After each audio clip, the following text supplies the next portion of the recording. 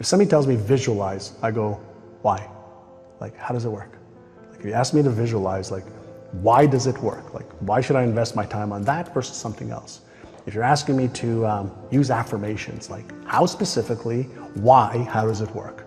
If you're asking me to emotionalize, well, what's happening in me that tell me I need to create these false senses of feelings? I want to know why it works. And why does it work, especially emotionalizing? I think that's something that people hear a lot. I talk a lot about embodying something, really feeling it. Yeah. But why does it work? Great question. It has to do with circuits in the brain and neurochemicals that are released.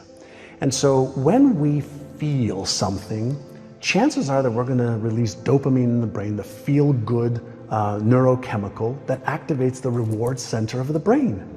And chances are if we feel that and we have this positive emotion around it, and that neurochemistry is flooding our brain and our body with feel-good chemicals, we're actually activating the motivational center of the brain.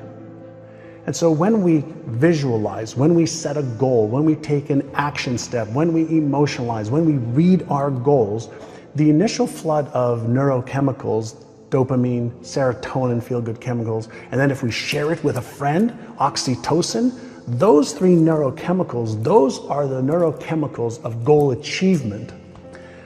But then there's the other side of it, the other circuits of fear, of stress, where norepinephrine, cortisol, or epinephrine, the stress hormones can be released as well. And so I'm fascinated, and I want to teach people the stuff that we've learned about beliefs, self-esteem, self-worth, fears, and the stuff that really holds people back. Because all the how to get healthy and stay healthy, we know. How do I build a business and sustain? We know. How do I get into a relationship and make it successful? We know. We know most of the how-to for anything that anybody wants to do in this time frame that we live in. So the how-to is the easiest part of the equation.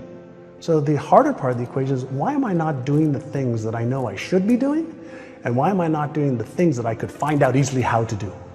Let's talk about that. So in your real estate company, you said, I'm giving everyone the same training, they're reading all of the same books, and yet they're not getting the same results. And it wasn't like, oh, well, the smart people are doing better than the dumb people. You said sometimes it was people that you were like, God, in real life, this guy's not that bright, but he's crushing it.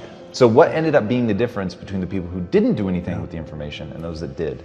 So this is going back sometimes, I think in 1992 we were stuck, but I knew there was more possibility, there was room for growth.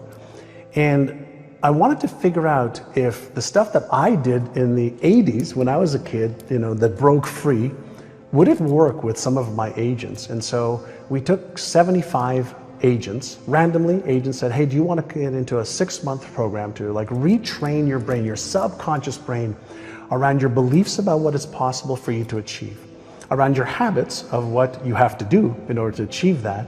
And we focused on retraining their subconscious mind. And so for 6 months, they had to go through a process of listening to certain audio tapes, reading certain materials every day, and following the process of training their brain, specifically their subconscious brain, which controls 95 to 98% of all of our thoughts, emotions, and behaviors today. And within 6 months, that group increased sales by $100 million. Jesus. $100 million. And I said, holy shit, right? This is working. And so we started to teach. Some of what we teach now in NeuroGym, actually now we have the technologies, we have the systems that are far better than what we did back in the 90s. And we went from 1.2 billion to 4.5 billion a year. And it wasn't because we taught them any more skills to be real estate agents. We taught them how to change the way they thought about themselves. We taught them how to change their habits. Wow. Our agents who made $750,000 or more were in front of a client 75% of the time.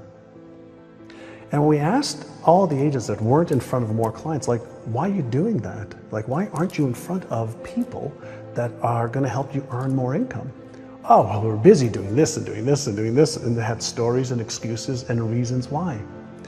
And so part of the work that I love to do now is really help people understand, what is your story? What's the story you're telling yourself? Because we all have a story. We have a money story, a relationship story, a health story. We have a story for everything. And then that story keeps recreating our lives over and over and over again. And we have beliefs that support the story. We have habits that support the story. We have people that support the story. We have systems that support our story. And so my question I always ask people, who would you be with a different story?